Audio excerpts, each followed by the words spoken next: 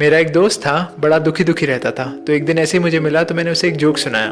उसे हंसी आई। वही जोक दोबारा थोड़ी देर बाद वापस सुनाया तो थोड़ी कम हंसी आई। और वही जोक जब मैंने उसे तीसरी बार सुनाया तो उसने सीधे मुंह कह दिया, देख कुलदीप, एक ही एक जोक पे बार बार हंसी नहीं आती। मैंने कहा एग्जैक्टली, जब एक ही एक बात सुन के तू बार बार खुश नहीं हो सकता तो एक ही एक बात पकड़ के बार बार दुखी क्यों होता रहता है? याददाश्त कमजोर है?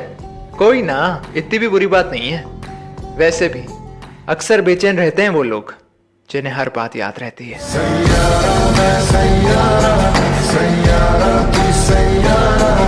डियर लड़कियों, किसी अमीर लड़के से शादी करने से अच्छा है शादी करके साथ में अमीर बनो, मजा ही अलग आता है।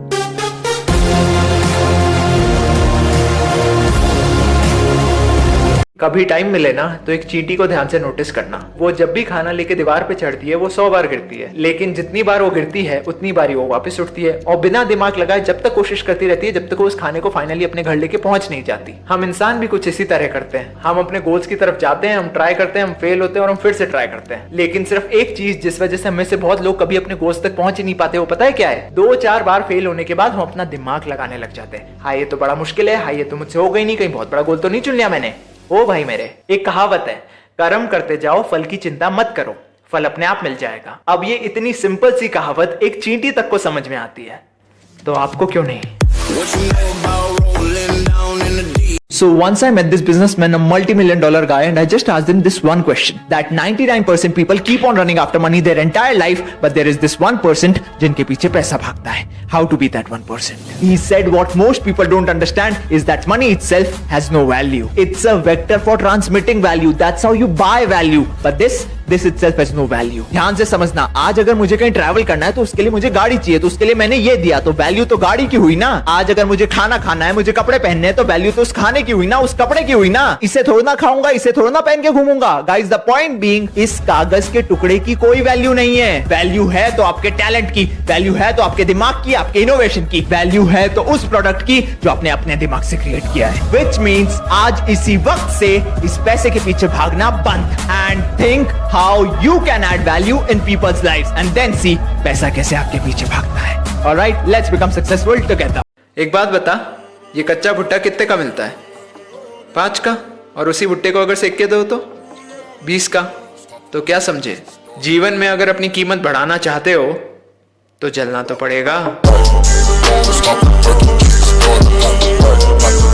मेरी क्या पहले एक बहुत गंदी आदत थी, मैं हर किसी पे भरोसा बहुत जल्दी कर लेता था। फिर चाहे वो कोई पार्टी पे मिला हो, सोशल मीडिया पे मिला हो, हाय लो क्या हुई, मुझे तो लगने लगता था ये तो बस अपना ही है। होते नहीं है कुछ लोग जिनकी आदत होती है कि हर किसी पे भरोसा बहुत जल्दी कर लेते हैं, तो वही थी। और मेरी माँ मुझसे हमेशा कहती थी कि बिना मिले बिना जान पहचान हुए ऐसे हर किसी पे भरोसा जरा संभल के किया करो। लेकिन बच्चे तो आप जानते ही हैं आजकल के, सुनते का है माँ बाप की। फिर ऐसे ही कुछ दिन बात करने के बाद एक सो कॉल्ड फ्रेंड का मैसेज आया, कहता है 50,000 रुपए चाहिए, 2 दिन में लौटा दूंगा, माँ की तबियत खराब है। मैंने दे दिए। 5 साल हो गए उस बात को, ना ही कभी उस बंदे का कोई कॉल आया, नहीं मैसेज। मैं थोड़ा उदास होकर माँ के पास गया तो उन्होंने बस एक ही लाइन बोली, जीवन में ना इन सो कॉल्ड अपनों से थोड़ा संभल के रहना। रामायण में भी रावण राम से नहीं विभीषण से हारा था।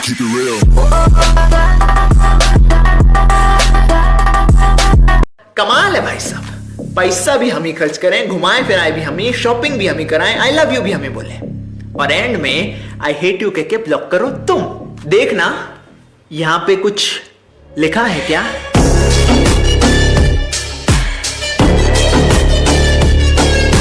ट्वेल्थ के बाद कॉलेज नहीं किया, लोग क्या सोचेंगे? हे भगवान, अच्छी खासी जॉब छोड़ के एक्टर बनना है, लोग क्या सोचेंगे? क्या क्या बोला? शादी दूसरी कास्ट में करनी है? ना ना ना ना ना ना ना ना ना ना ना ना ना ना ना ना ना। लोग क्या सोचेंगे? अरे आंटी जी, अब लोग क्या सोचेंगे वो भी अगर हम ही सोचेंगे तो लोग क्या सोचेंगे? जेफ बेजोस जब 26 साल के थे, उन्होंने अपने फ्रेंड से कहा था कि मेरी कंपनी में इन्वेस्ट करो, ये एक दिन $100 बिलियन कंपनी होगी। एंड पता है उस टाइम पे उनके पास क्या था? एक गैराज, एक कंप्यूटर और इंटरनेट। अब खाओ माता रानी की कसम कि अगर कोई तुम्हें अपना गैराज दिखाकर बोले कि मेरी कंपनी में इन्वेस्ट करो, ये एक दिन $100 बिलियन कंपनी होगी, तो तुम्हारा रिएक्शन क्या होगा? हंसी आएगी? तो सोचो अगर कोई तुम्हें यही बात आज से 25 साल पहले बोलता तो